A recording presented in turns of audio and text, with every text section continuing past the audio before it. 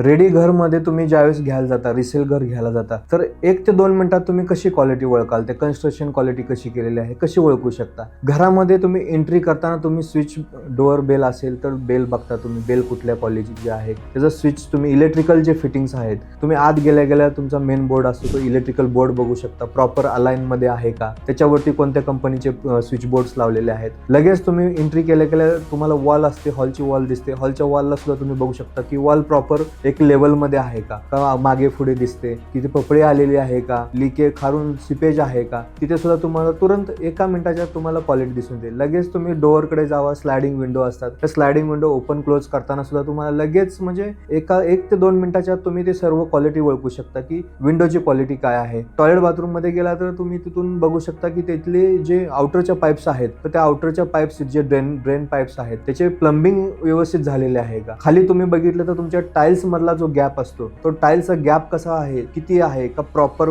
व्यवस्थित आहेत, एक लेवलने आहेत, तिथे तुम्ही बघू शकता. म्हणजे 1 ते 2 मिनिटात तुम्ही रिसेल किंवा रेडी फ्लॅटची कन्स्ट्रक्शन क्वालिटी तुम्ही लगेच ओळखू शकता. या गोष्टी जर तुम्ही बघितल्या तर तुम्हाला प्रॉपर कन्स्ट्रक्शन क्वालिटी काय आहे, तुम्ही रिसेल फ्लॅट जो घेत आहात तुरंत तुम्हाला समजून येईल.